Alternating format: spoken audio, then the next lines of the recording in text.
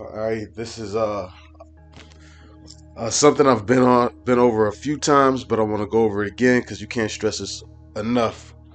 Of making wise decisions, making taking wise counsel, and executing wise judgment. I made a video not too long ago that sometimes you are going to be rebuked and you'll be dead right. At the same time, you have to also keep in mind and be understand also for yourself too. You're not always going to be right. When you make a decision, you are not always going to be right. When you make a decision and you make a judgment, you're going to be wrong sometimes. You're going to be wrong sometimes as a lower ranked brother, as a head brother, as a son, as a father, as a brother, as a uncle. You're going to make decisions in life, a co-worker, that you're not going to be right. If everybody was 100% right, all the 100%, everybody, we'd all be perfect. And we not.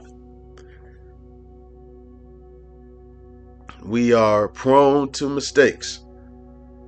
Some people make mistakes and they learn from them quickly. Sometimes people make mistakes and they learn from them a few days later. They make mistakes and they learn after after they see somebody else do something differently and succeed, and then they might learn from their mistakes. Some people learn from their mistakes months later. Some people learn from their mistakes years later, decades later. And that's scary. You want to learn from your mistakes as soon as possible. And you want to be able to apply it, what you've learned. That's wisdom. Applying what you know. That's wisdom right there. You have all the smarts in the world. How are you applying it? How are you applying that wisdom to solve other problems? How are you applying that knowledge to solve the problems around you? How are you applying that knowledge to solve other people's problems around you, your problems? How are you applying that knowledge to not even necessarily solve a problem, but to make things easier for yourself? Save yourself time. There's sometimes you can have some knowledge and you apply that knowledge you have to save you some extra time. Boom. I can kill two birds with one stone, or I make this trip over here and make that trip over there and bust them both at the same time. Happens all the time. You can use your knowledge of how to fix your own brakes and apply it and fix your own brakes. You just used wisdom. It saved you money. That money that you save now, you can allocate it to other places. Yeah, that's wisdom still. Wisdom is also in judging, but also wisdom can be something as simple as using your knowledge to help your situation. Now, I want to subject matter in this regards is 1kings chapter 3. Now, when you make a mistake, you want to also or shall I say, when it's been brought to your attention that you've made a mistake, you should have the attitude that you want to correct it and not make that mistake again. That should be your attitude. Let me not make that mistake again. It's easy to make a mistake such as put your hand on the stove, or I won't do that no more. Yeah, it's easy to learn that because you were traumatized by it, because instantly when you made that mistake, you felt the consequences of those actions, of that mistake. There's other mistakes that you're going to make. Instantly, you're not about to feel the consequences of that. It's easy if, put your hand in boiling hot water. Oh, not going to make that mistake again. Yeah, because instantly you saw what happens when you make that mistake. There's other mistakes that you make that you ain't gonna learn from that mistake till 10 years later. Impregnating the wrong woman. You like her, you get along with her, she's a city girl, she does what you want, you know, you look past the weave and the attitude and stuff like that. You make a mistake, everything's good, stuff starts to fall apart, and then what happens? Damn, I wish I would have never nutted in her. Now she's using your kid against you, won't let you see your kid, all this other stuff. And now you like, man, hey, I'll see my kid in the kingdom sometimes if it gets that bad. So you made a mistake and you learning from your mistake years and years later. That's why it's important to know what you're doing with your rod and don't just be loose with your seed. But going into this lesson, this is 1 Kings chapter 3 verse 1. And Solomon made affinity with Pharaoh, king of Egypt, and took Pharaoh's daughter and brought her into the city of David until he had made an end of building his own house and the house of Yahweh and the wall of Jerusalem round about. Only the people sacrificed in high places because there was no house built unto the name of Yahweh until those days. And Solomon loved Yahweh, walking in the statutes of David his father. Only he sacrificed and burnt incense in high places. And the king went to Gibeon to sacrifice there, for that was the great high place. 1,000 burnt offerings did Solomon offer upon that altar. Now, side note, if you know anything about sacrifices, that is pertaining to the Levites. That's a major offense when a non-Levite makes an offering. Let's see what happens when he makes an offering, a burnt offering. Verse 5, in Gibeon, Yahweh appeared to Solomon in a dream by night. And God said, ask what I shall give thee.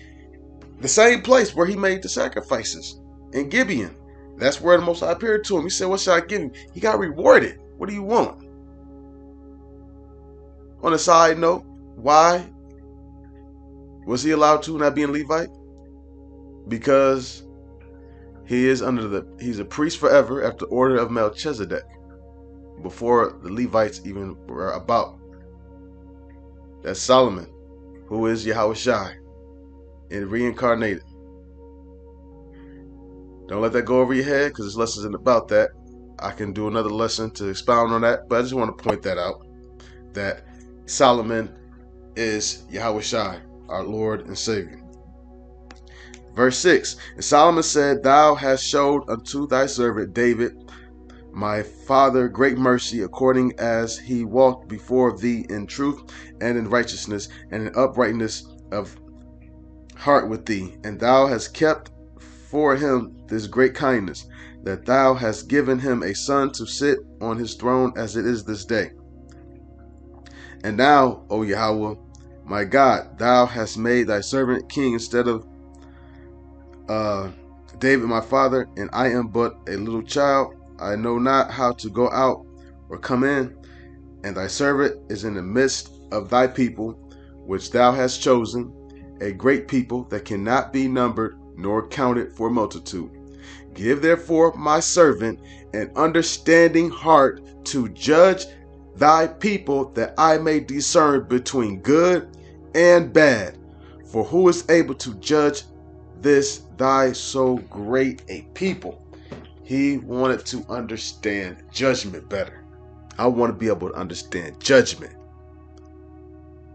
There's going to be so many matters you're going to come across. Should I quit my job? They're doing layoffs.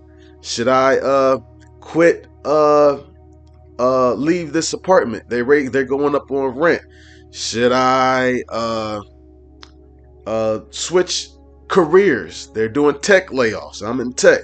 There's so many decisions that you're going to have to make in this life. Sometimes you're going to make the right decision. Sometimes you're going to make the wrong decision. Sometimes the decisions that you make might seem right, because in the short run, it yields you fruit that you're like, yeah, this is a good idea, but in the long run, it's a bad idea. You know, it's just like if I can use an analogy for a brief second, sports. You know, you get a guy on your team, you trade for him, and you know you trade for some future first round picks and stuff like that for this good player, and you know those draft picks are in the future. You might get a good player, a Hall of Famer out of those draft picks. You might not. You might trade, make a trade like that, and then all of a sudden you have one good season and maybe he's injured. Can't control that. But now all your picks are traded away. So that one good season, yeah, it seemed good for the moment, but it was end up being a bad decision because we're not psychics. We don't know the future. We prone to mistakes. We're sons of Adam. We're perpetual f ups. We're in this flesh. But you want to pray for wisdom, apply wisdom, and teach wisdom. Make your life a lot easier. Dealing with these women, that's a major thing. Jake deals with a lot of these harlots and these city girls and stuff like that. All right, yeah, they bring you some relief. And then all of a sudden, you can find yourself burning. You can find yourself, she's trying to trap you with children, saying that she had, was on birth control or whatever. Trying to extort you for child support. Or getting pregnant and it's by another man and she's lying and telling you that you're the father. So dealing with women, you really got to be wise. If you're going to, because your life is going to 100% be harder once you deal with a woman. Once you're going to have troubles in the flesh. These women are not here to help us. That's what they're put on the earth for, but they're not. They're trying to be city girls. Feminists. Satan told them that they equal with a man, and they take that to heart. You're going to have matters where you're going to have to judge. He said, she said matters. Those are some of the hardest matters to judge because there's no evidence. And in the same chapter, it gives you an example of a he said, she said. This is same chapter, 1kings chapter 3 and verse 16. Then came there 2 women that were harlots unto the king and stood before him. And the one woman said, O my Yahweh, Adonai, I and this woman dwell in one house, and I was delivered of a child with her in the house. And it came to pass the 3rd day after that I was delivered, that this woman was delivered also. Now I want to stop here for a second. I should have made a point earlier. But note who's bringing this case to the king. Between the 2 women. Note the woman who's bringing the matter to the king.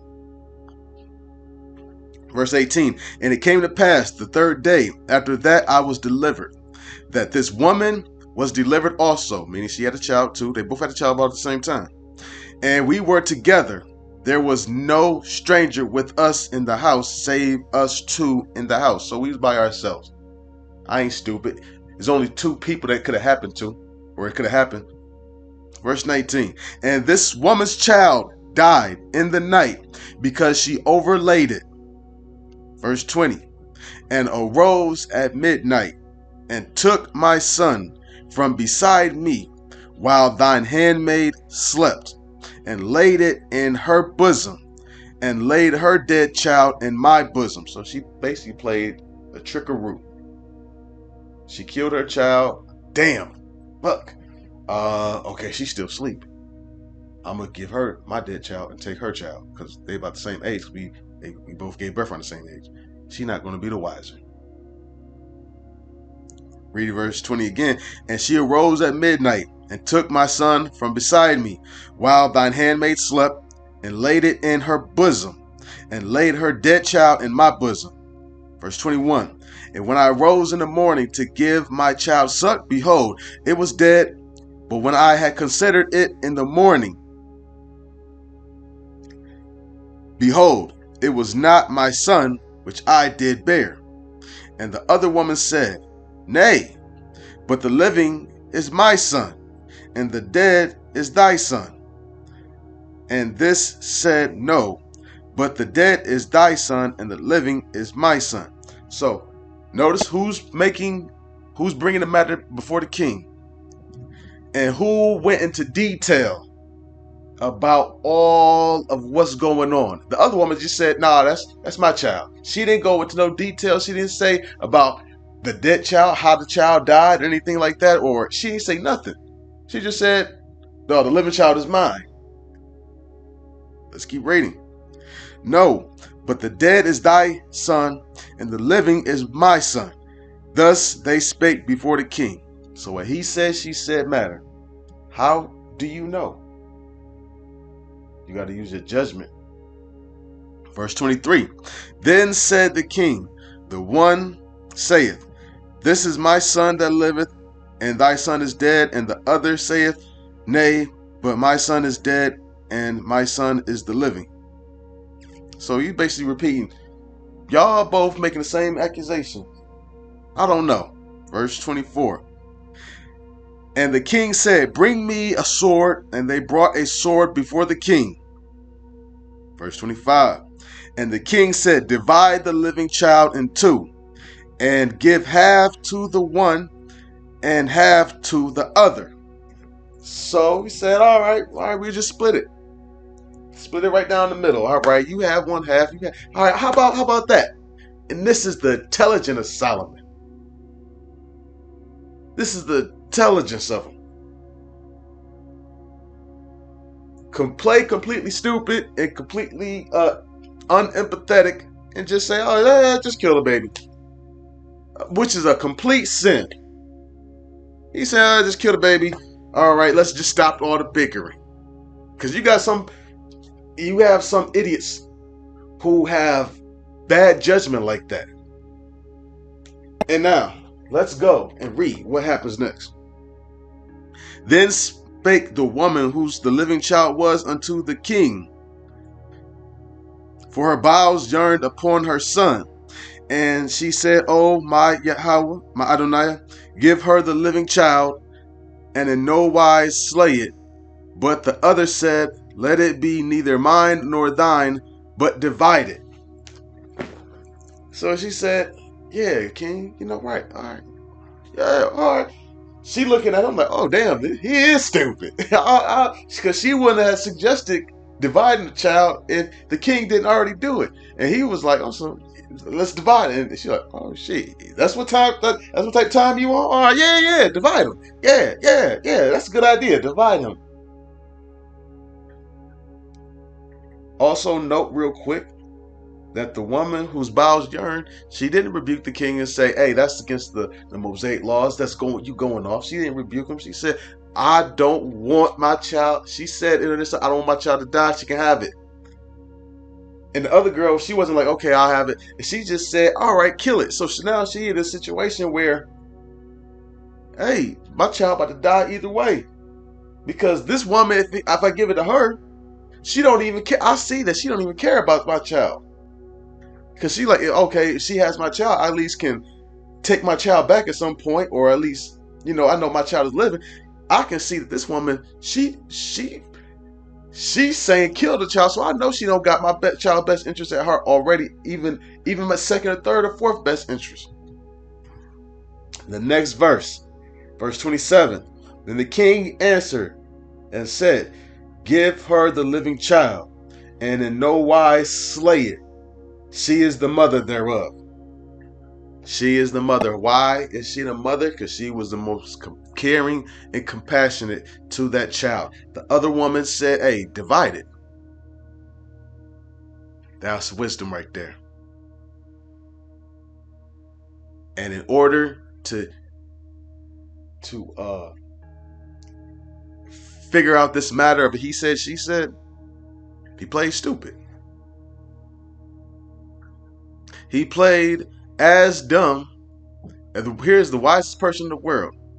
He played as dumb as the woman who took her dead baby and put it in the other girl's lap or bosom and took her child. Because one thing about criminals, that's a crime.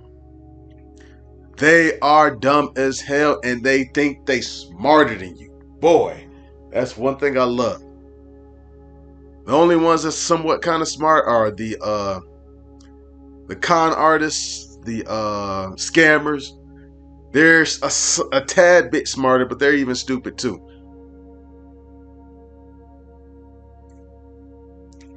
Play a dummy to catch a dummy. And on that note, I'm going to give all praise and glory unto Yahweh Bashem Yahushai Bashem Kakudash. Double honors to the elders GMS Ruel. Peace, salutations, and shalom.